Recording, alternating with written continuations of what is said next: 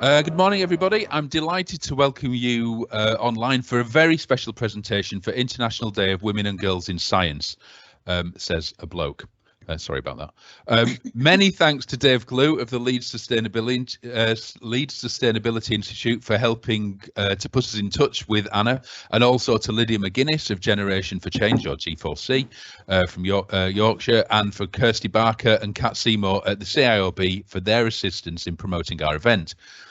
Just to run through the format for today, in a moment, I'm going to hand over to Dr. Anna Stephenson, but please could I ask that you keep your microphones on mute and also your cameras off, Adam? Questions are welcome and very much encouraged, but please put them in the chat box, or alternatively, once Anna has finished her presentation, if you could raise your hand with the button and we will invite you to ask your questions. Okay, so on to our speaker. Dr. Anna Stephenson heads up the Energy Research Team in the Department for Business, Energy and Industrial Strategy, or BEIS. Her team performs and commissions research to fill evidence gaps in our policies to achieve net zero, with a particular focus on the built environment. Anna has worked with BEIS and the Department of Energy and Climate Change as an engineer for the past decade, as well as in international development, where she advised on renewable energy deployment in Africa. Prior to that, Anna worked for an energy and waste company after completing her PhD and postdoc as a chemical engineer. So I'm going to mute and turn off my camera, and it's over to you, Anna. Great, thank you. Yeah, so I'm going to give a presentation today about engineering in government, so in particular in BEIS, and then, sorry, I'll just go on to the next slide. So I'll go through my background and then give you some introduction to the type of work which we do within BEIS in the engineering aspects, and give you some examples of projects which my team work on. And then I'll go through why I think it's important to get more women into engineering and government. So, I mean, you've already just heard my background, so just go through this briefly. So, yeah, my undergraduate was in chemical engineering. I then did a PhD in chemical engineering and postdoc as well, and that was focused on growing microalgae and then optimizing conditions and also the process parameters in order to maximize oil production, which could then be used for biodiesel production, and then using the technique of life cycle assessment in order to work out the overall greenhouse gas emissions of these processes and compare different processes. So I did that, and then I moved on to a company called TMO Renewables, they were a small startup working on bioethanol production. So I was from black bin bag waste, basically. So I was a process engineer there. And then I moved in 2012 to DEC to become an engineer. So I focused initially on the bioenergy kind of aspects of things. I was doing a lot of working similar to my PhD, I suppose, life cycle assessment work, looking at how the UK imports a lot of biomass pellets from North America and burn them in DRAX, for example. So looking at the methodology for calculating carbon emissions from that process, and then looking at how the methodology should actually be done in order to really account for carbon emissions. So that was quite a big piece of work. Then I did some work in nuclear, and I started to kind of move away from bioenergy, working in other areas of energy as well. So I did some in nuclear, and then I moved over to DFID, so that's Department for International Development, and specifically in the Africa Regional Department. So as an energy advisor there, working on off-grid solar deployment in African countries, before then coming back to, and also geothermal, and then moving back to BEIS. So my background really is on kind of energy generation, but now I've moved to the head of energy research in BEIS, and we've got more of a focus in my team of demand reduction and but I'll talk more about that in a minute, but less of the generation side of things. But generally the driver through my career has been trying to do something about climate change. So I'll just go through now about what my team does, how we fit in the whole grand scheme of things in terms of BEIS. So yes, here BEIS stands for the Department for Business, Energy and Industrial Strategy, and it's got the three main goals of fighting coronavirus, backing business and unleashing innovation. But underpinning this is tackling climate change. It's meant to underpin everything which we do. And within BEIS, I sit in the SciCE department, so that's Science and Innovation for Climate and Energy. So this is a team of coming up to 200 people who are really the technical people within the BEIS department.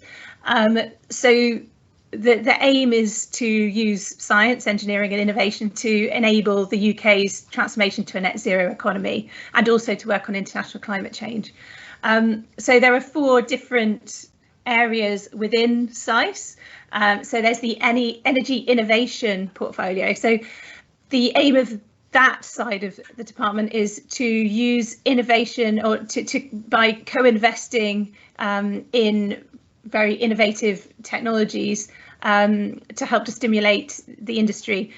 So choosing industries which we think really have potential to help towards net zero, and then basically running competitions, innovation competitions. So for example, there's been one recently on heat pumps called Heat Pump Ready. So working out how to deploy heat pumps at a large scale. There's a greenhouse gas removal technology competition at the moment, a green distilleries one, so looking to decarbonise whiskey distilleries in Scotland. So there are lots of hydrogen supply. There are basically big competitions, and we run these competitions, get companies who startups or kind of quite small scale companies which have got good ideas in this area to apply, and then we provide funding and also provide support in their business development. So that's one kind of quite large area. That's where most of the funding really goes to within this area of the department. But we also, as I mentioned, work on the greenhouse gas inventory, so making sure that we record the UK's emissions optimally, and then also climate change, so making sure we've got the best research and evidence behind our climate change policies. And then the area which I sit in, which is the technical analysis and evidence programme. So that's making sure that we've got the engineering and technical advice which underpins our net zero policies. And all of this is at the moment focused on the government's 10-point plan, which was published last year. So within that, these are the technologies which we're focusing on at the moment. So offshore wind, low carbon hydrogen, nuclear, net zero emission vehicles, green transport, sustainable aviation fuels and shipping fuels, greener buildings, carbon capture and storage and usage as well, then protecting the environment and green finance. So those are the kind of the main areas which the department kind of focuses on. So within SciCE, then I'm in the energy engineering and research kind of division, and so the focus on that is, or what we do is provide policies, advisory support to policy teams and meeting their net zero or in designing net zero policies, also to the innovation team. And also we do a lot of contracting research and also doing research in-house to help develop our evidence base. So these just show the different technologies which we focus on, but my specific team, so there are 2 teams within that. So the energy research team, which is my team, and then there's the engineering team.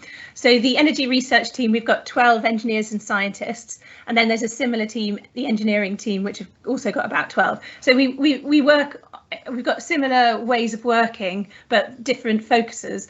So as I said, we support policy and innovation teams, and we look for where the evidence gaps are in the net zero policies, and then perform research in-house, but also contract research out.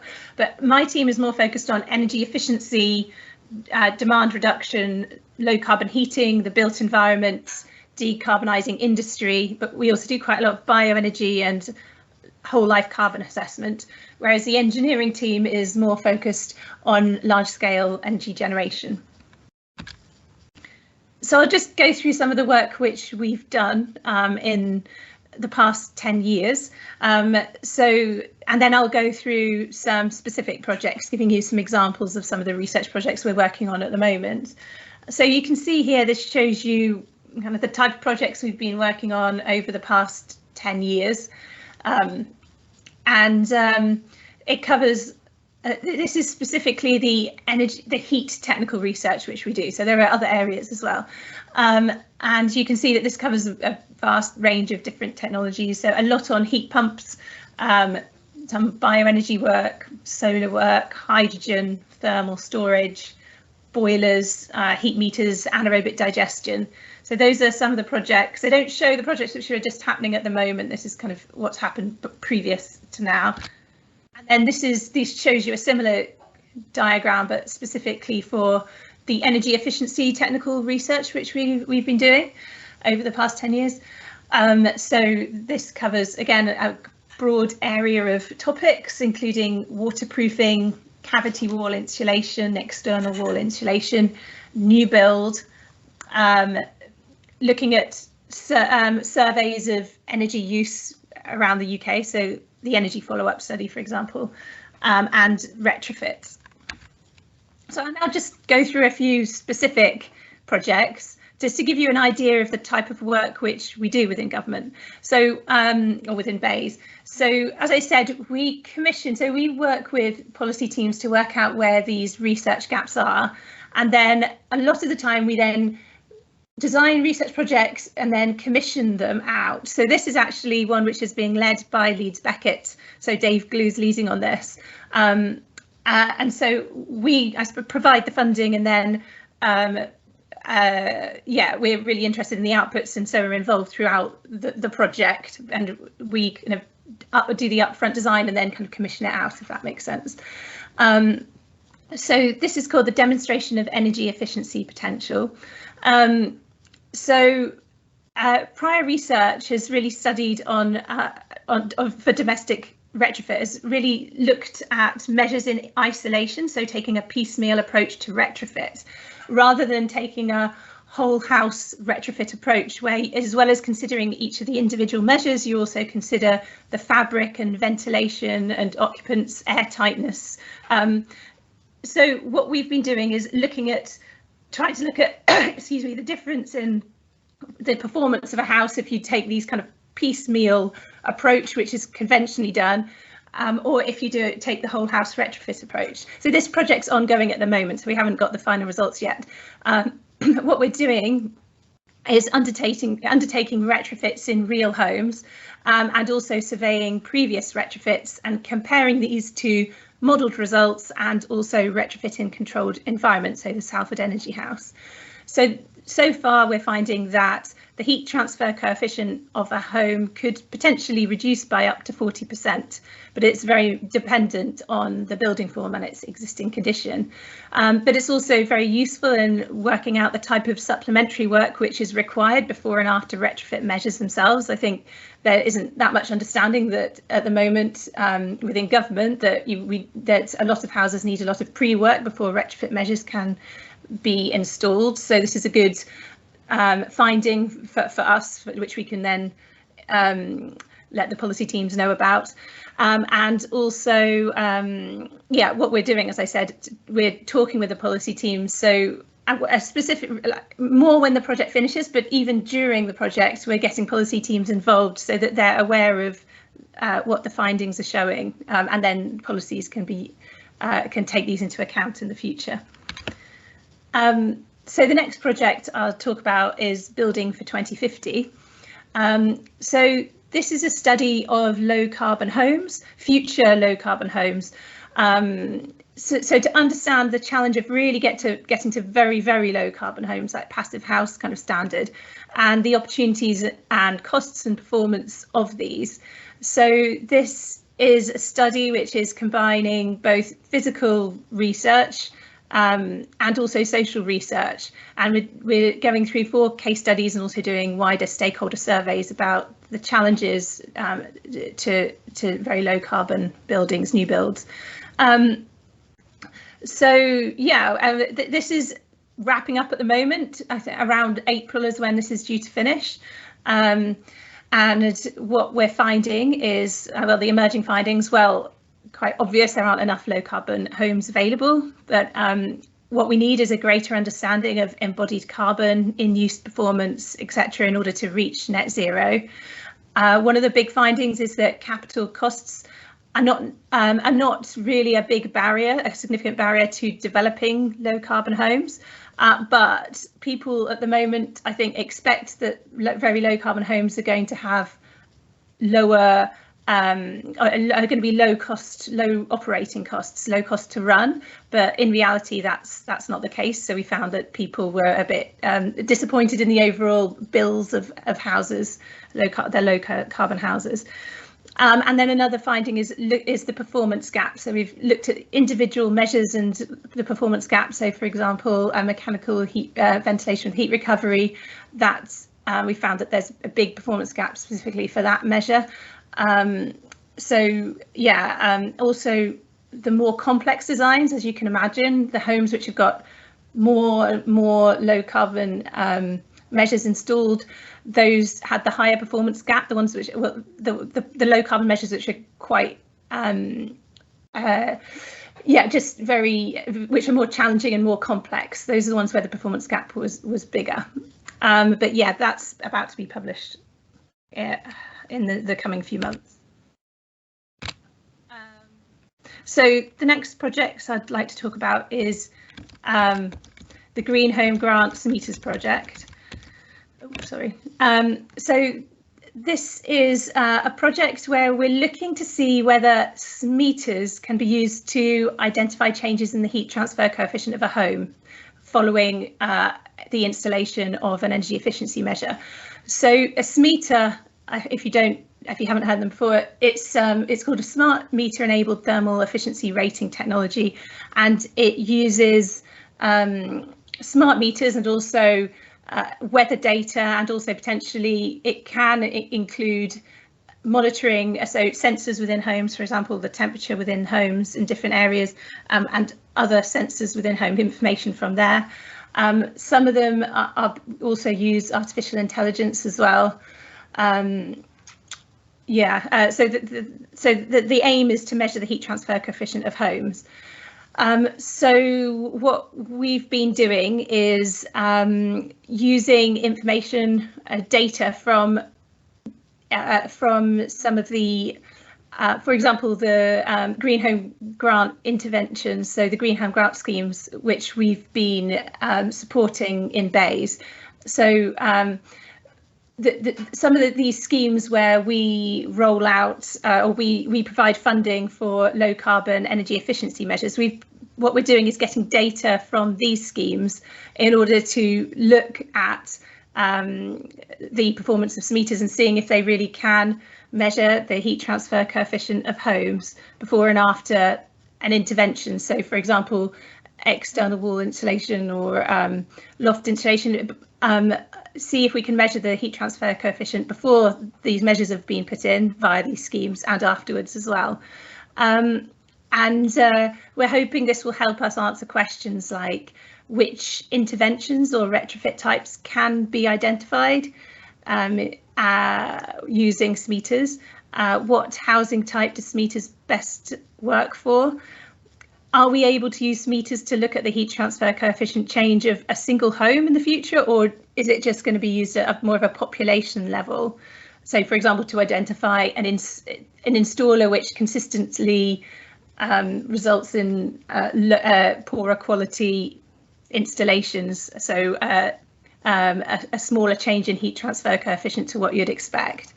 Also looking at how accurate and repeatable SMeters are, and the type of SMeters which are the most effective. So this is another project which is going on for another year or so. And then this is a project which we're just kicking off at the moment on whole life carbon. So generally, so at the moment, what we regulate in terms of heating and, well, also the built environment emissions are just operating emissions. We don't look at, for example, the embodied emissions associated with a building. So it's overlooked by regulation at the moment, but it can be significant. So especially it's going to be more significant as operational emissions reduce. So, for example, as homes are electrified and then the grid is decarbonised, operational emissions are likely to go down of buildings. And so it will mean that the embodied carbon is then more significant. And if we're to meet net zero targets, we need to be able to decarbonise embodied carbon as well. So we're looking at how to do this, and this is also very much supported by the Committee on Climate Change. And so we're aiming to do a new project. Hopefully, we're just trying to go through approval process at the moment to, first of all, make sure we've got a consistent methodology to be able to measure whole life carbon. So there's a methodology called the RICS professional statement, but it's at the moment it needs significant updating. So we need really a government endorsed methodology for measuring whole life carbon. So that's something which we hope to be able to do, but also looking at benchmarking current performance of buildings and infrastructure. So doing a survey of case studies of whole life carbon of different projects and houses and buildings, and then also doing an analysis of going up to 2050, what we expect the whole life carbon would be for different scenarios. So that's a way of us being able to assess different potential mitigation options, different pathways of being able to reduce embodied carbon in the stock. So yeah, that should be really useful for policy teams. And there is a drive for the government to do more in terms of regulation of embodied carbon. So this work is really needed to be able to underpin future regulation, future policy in this area. So those are the just example projects I wanted to talk to you about, which the team are working on. So I thought I'd just now talk a bit about why working in government and doing engineering. So first of all, you can make a real difference because you can work to influence government policies. So I've always wanted to do something on climate change and be able to make a difference. So I thought working in government is a way to be able to do that. Then also it's a good job in that you can use your PhD experience or postdoc experience or your degree. So I've been able to use my undergraduate and also my PhD in life cycle assessments quite a lot, which is nice, yeah, I enjoy that. Also, it's a varied job, so you do all kinds of things. So you work on designing research projects at the same time you're managing research projects which are going on. So you do some project management as well as design work, but also there's a lot of policy support which goes on where you go along and you have to learn how to communicate with policy people who don't have the technical knowledge that you have. So learning how to communicate complex concepts to non-technical audiences. Do a lot of that kind of thing, and just general technical advice, and also working with the innovation teams is good. So as I mentioned, there are these innovation competitions which are going on, and that involves helping, first of all, we provide support in designing which technologies or working out which technologies should be supported, and also then designing how the project or the competition should look like, but then also selecting the applicants or going through assessing the applications and then doing some monitoring. So once those have been selected, a nice part of the role is then going out to companies which are doing this innovation work and making sure that they're on track and looking what they're doing. So you kind of learn about the industry quite well and learn about how startups work. So that's a good part of the job too. another aspect, I mean, it's quite good that you part of your job remit is really to kind of keep on top of the science. So you go to conferences and read things, and that's fine. I think some jobs it's reading and trying to you have a wider knowledge isn't part of your remit. So it's quite nice to be able to do that and do it within your working hours. So as I mentioned, we're working on these research projects with different academics and also industry. So you get to work closely with lots of different interesting people, which is also good. And yeah, site visits, you get to, I mean, if you ask, a lot of the time, if you want to go somewhere, if there's somewhere you really want to visit, there's something which you're really interested in, you can usually go and see it if you say you work for government, then generally they want you to come and see their technologies, and so it's a really good way. It's really good because you can go and see everything which is happening, and learn a lot. And it's also then good because you can feed it into the policy teams. So it's really good access, basically, is what I'm saying, to what's happening in the net zero field. Then, as I mentioned, you do some assessing and monitoring of innovation applications, which is just a very different element to the job and can be really fun. If you're interested in publishing, you can still do publishing of academic papers. Also, there's opportunities for travel. So whilst I've been in engineering and government, I've gone to these different countries. So that's another perk. And there's a good work-life balance. So yeah, in terms of negatives, it can be quite bureaucratic. It can take a long time to get things approved. And I suppose there aren't, compared to policy teams, there aren't that many technical positions, so it can make progression more difficult in comparison to the policy positions. So people within policy teams move around all the time, but you don't get that within the technical positions. But that's also nice because you kind of get to know people a lot more, because people don't move around so much, but it can make things more difficult getting in and then progressing. And then so women in engineering in government. So it's, as you can imagine, it's a very male dominated area. So in my team, there's 9 males and 3 females. But also it seems to be, I don't know if it's getting worse, but in the recruitments which I've done recently, out of about 50 applicants, only received less than 5 female applicants. I think it was more like 3.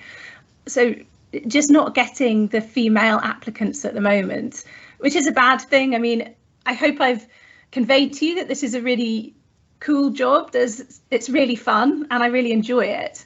And I just think it's a real shame that nearly half the population are missing out on these jobs. And in general, because these are really difficult challenges which we've got, we need to have a diverse team who bring different perspectives to find the solutions. And so at the moment we don't really have that. So I think that's also another reason why we need more women, as well as other types of people too, who aren't represented properly. In general, I think teams function better with both sexes. So teams which are just male or teams which are just female, I don't think they work so well together. So don't work so well. You need to have the mix, and also the team. I think it's good to have empathy. I'm not saying men don't have empathy, but there have been scientific studies which show that on average females can have more empathy than men, and I think that's something which is more important as for leaders going forward, especially now because of more remote working and that kind of thing. I think having the empathy, so I think women can really excel in this area. Not that men can't do it, but I think that women can do really well.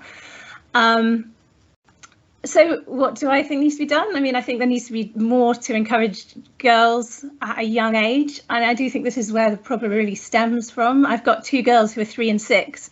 And I just think if you look at on the TV, all of the cartoons where they've got someone who is an engineer or something to do with a technical job. In general, it seems to be men or males. So, for example, in Paw Patrol, there are 5 or 6 dogs, and then only one kind of token girl dressed in pink who just flies around a bit. But then Rocky, the engineer boy, Rubble, the builder, is a boy. Bob the builder boy. Daddy Pig is a structural engineer. Mummy Pig, I think, works from home on her computer, so could be an engineer, but you never know what Mummy Pig does. They just talk about what Daddy Pig does. So I just think there's a lot of sexism on TV, and that's what annoys me, because it really does infiltrate really young, because I've noticed it with my kids. And then, as well as that, I think careers advice in school. I mean, when I was younger, it was really not good. My sister was told she should be a shepherd. It might have improved now, but I think with that's something we really need to make sure that women who maybe have got the skills and would enjoy doing engineering, they're kind of encouraged at a younger age. I mean, I was never told at all to do engineering at all. I didn't really think about it until I went to university. I actually started doing natural sciences and then moved to engineering. I didn't think about engineering because I was never told about it. And also I think you're told it's also to do with your family and your backgrounds, and if your family haven't been in engineering, then and if you don't have friends of the family in that area, you don't really hear about it. So I suppose careers advice is more important.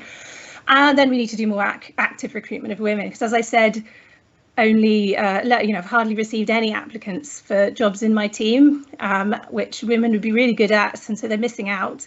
So need to do more to actively recruit women, and so I'm working out what to do in that area at the moment.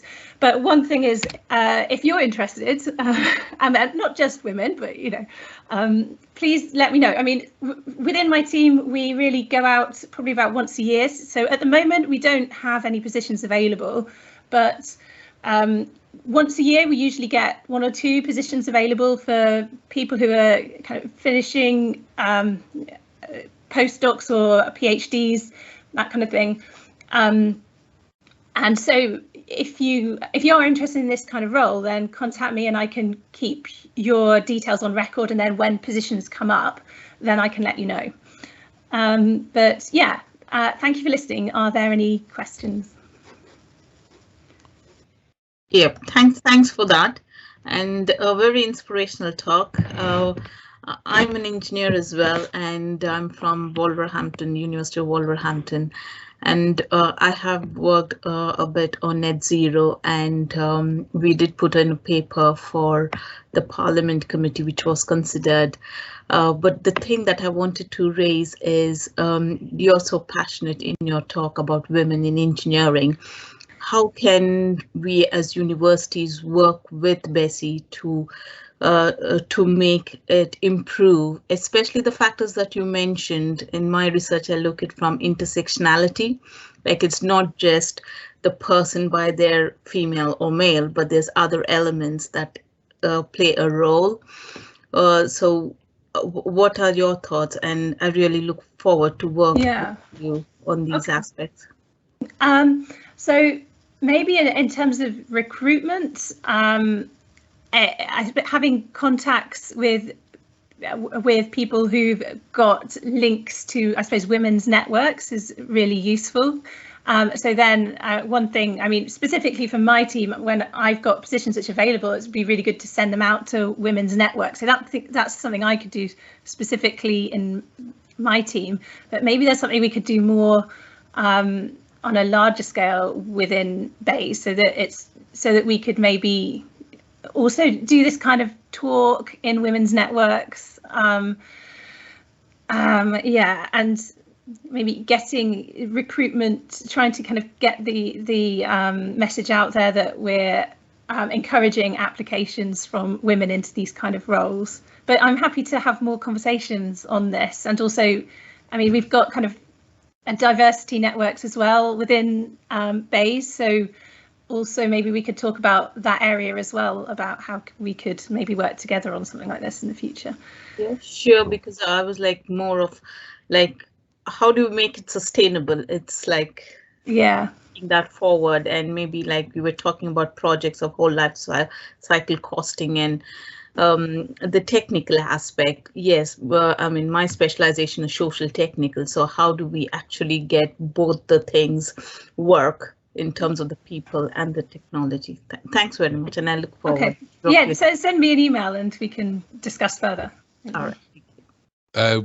Questions raised there, and just a supplementary question, because you were talking about the networks. We've got a question from Linda, who asked, could you suggest networks, ways to network and people within the industry? So do you have a list, or kind of like, can you point people in the direction of different groups?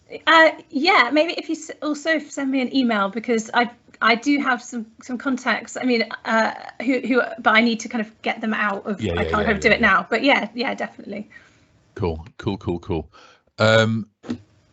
So going through, just right, we've got Adam Hardy. Can you ask your question while I read through the questions in the panel, please? Yep, I'll just unmute Adam. Thank you. Hi, Anna. Can you hear me? Yes. Hi. Yep. Many thanks for the talk. Lots that I want to ask, but I'm going to focus on specifically on women in engineering. So there is definitely this problem with recruitment, but I worry that even if recruitment could be improved, there might still be something of an issue of culture within a lot of these traditionally male-dominated areas. So, for example, this sort of confidence where it isn't necessarily justified is a trait that seems to be more of a male-dominated trait, and unfortunately seems to be received quite well. And things like microaggressions as well seem to be quite pervasive. Is this something you've come across before? And if so, have you / Bays found ways to help mitigate these issues? So I think civil services is actually really good for this. I haven't really come across these issues myself. I know in other industries are rife. So yeah, my brother works in IT, kind of software development, and that's just awful for that kind of thing. If women are just completely bullied, but because there's only one or two in the whole company. But with civil service, although there aren't that many women in engineering, the culture is actually pretty good, and I haven't really come across these kind of microaggressions or prejudices or anything. So yeah, I have before in other jobs in engineering. So the one before then, as I was a process engineer, I came across them then in industry, but in civil service, no. So that's great. You know, it's possible to have a healthy culture. And do you think it just comes from sort of senior leadership putting that culture in from the start in that case? Yeah, I think so. There is quite a focus on trying to making sure that there isn't kind of bullying and increasing diversity. But yeah, we obviously need to do a lot more because we don't have many women. But but when you actually work there, it's fine. Okay.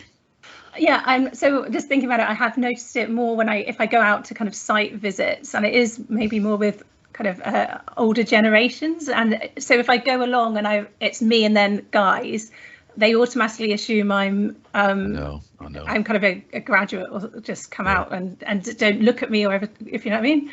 But I think what you need to do is call them up or call them out. Absolutely. I think it always needs to be. It's something that can't just be kind of ignored.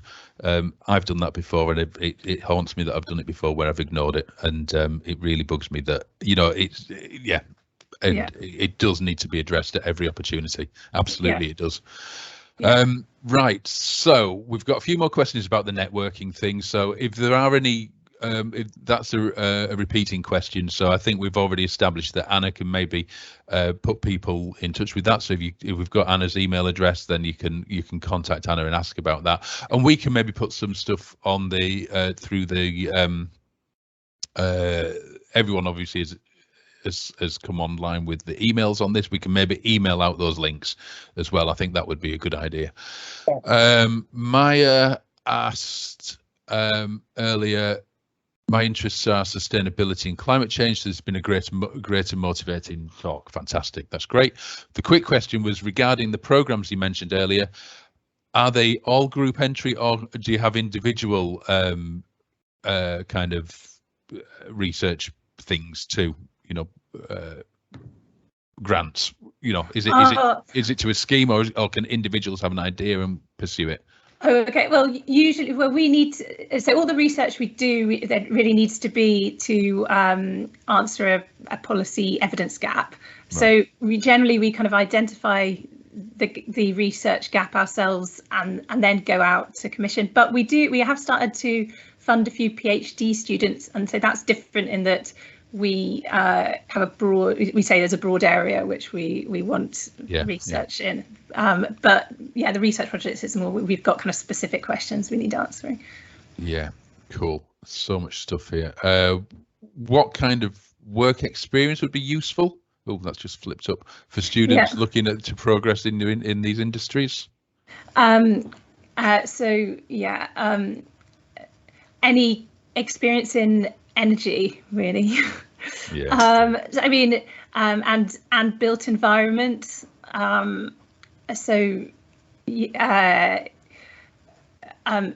mean, the thing is, we bring in people who we think they don't necessarily have to have loads and loads of experience already, but people who are passionate about climate change as well. So maybe they haven't done, they need to have the technical degree and potentially PhD. So they need to be an engineer or scientist. They don't necessarily need to have experience if they're really demonstration of their passion for it.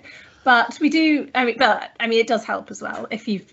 I mean, having the academic experience, if you've got a PhD or degree or masters in these kind of areas, that helps. Or if you've managed to do a placement. Also, there are some kind of government placements which you can do, like posts where you kind of for 3 months where you write a technical note, that kind of thing. That kind of thing is useful too, but it's not essential. Yeah. Linda's back asking the question again. Is there opportunities to shadow our work experience within the that would help people gain more knowledge in the role and inspire young professionals? So we do. Yeah, I think we could do more of that. We bring people in for for maybe 3 or 4 month placements occasionally. So people who are doing PhDs sometimes can take a break from PhD and come and work with us for a few months and then go back. So if anyone is interested in that, then let me know, because I could probably, it's relatively, I don't need to write a business case for it, but I think it's relatively straightforward to get that. Cool. I'm going to hand over to David Glue, who's been asking questions in the side, and now he's put his hand up. So I'm just going to hand straight over to you, David. So if you can unmute him, please, Liz. Hello. Hi. Great talk, Anna. Thanks very much for coming and doing this. It's been great. We have in the School of Built Environment some work and some lecturers who are focusing on gender equality, and we have a PhD program, of course, and you mentioned PhDs, and if you wanted to put the word to whoever it is that sorts out PhDs, I think gender equality in the built environment would be a really wonderful PhD topic, and we have experience here, and we'd be really happy to do something like that. So it is me who kind of does it. So I just need to do a business case and kind of get the approval. So if it's an area which I think would be useful, I think that is a really good idea. So yeah, maybe let's speak about that further. I will do, and I'll get in touch with the person who I'm thinking, Karen Horwood in our school, who has already got some headway on women in the built environment. Okay, that would be great. No, that's a really good idea. Super. Right. Cool. Do that. Thank you. Right. So I noticed that Donna asked this earlier on. This is not the question that I want, but low carbon doesn't necessarily mean low bills. That was something that you mentioned. Yeah. So I think this was for the Building for 2050 project. In that, so for example, a heat pump because of the cost of electricity, although obviously gas is now a lot more expensive than it used to be, but when we were doing these trials, but because of the cost of electricity, even though they're like 4 times more efficient than a gas boiler, still the costs can be kind of comparable, similar, maybe sometimes more. But when you're getting a low carbon build, when you're if that's what you're signing up to, I think that the residents are expecting the bills to be a lot less. Adam, you've got your hand up. Is it still up or is it up again? It's a new hand, if that's okay. Yeah. So I've thought of a question which kind of straddles both the issue of women in engineering and decarbonisation potentially.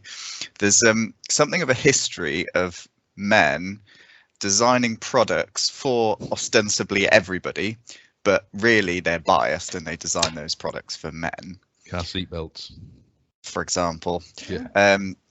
Is this an issue which BEIS has its eye on? For example, I'm thinking maybe if they were assuming that homes are heated to a certain level of thermal comfort, maybe those thermal comfort levels are actually more reflective of men than women. Yeah, that's really interesting, and I don't think it's on the radar of BEIS at the moment, so that would be really good to have a further Future conversation. Work, possibly, yeah. Yeah. By no means am I an expert, but very happy to, to be involved in those conversations. Yeah, no, that's really interesting. And we are doing some work on thermal comfort at the moment. I mean, we're doing some further analysis, basically looking at, it's more looking at whether particular energy efficiency measures are more likely to result in overheating in homes. But maybe in that work, there might be an option for us to be kind of looking at comfort between different sexes as well. I don't know, just thinking of ways to incorporate these kind of ideas. But yeah, great, thank you. It's okay. Blimey, right, we're coming up to the end of our time on this one, which has it's been absolutely fascinating. It's been brilliant. So I've got some closing words that I've got to say. So thanks everyone for joining us and for all your questions, and thanks to Anna for making time in her no doubt horrendously busy schedule to talk to us. It has been really, really interesting. There's so many questions. You're doing so much. I mean, trying to cram all of that into a 1 hour talk and eradicate sexism within the industry at the same time is rather tricky to do. We're going to send a recording out of this to everyone. This session to everyone that's been involved, and also details of future seminars as well for those who are interested. And also, if it's all right with you, Anna, your contact details for anybody that needs to speak to you, because you did admit to that on record. Sorry. Yeah, no, that would be great. And there are lots of things which came out which are of interest to me too. So please, let's follow up. It's been a magic session. I've really, really enjoyed it. So thank you very much. Thanks again to everybody for turning up, and we hope to see you soon. Cheerio. Thank you. Bye. Thanks, Anna.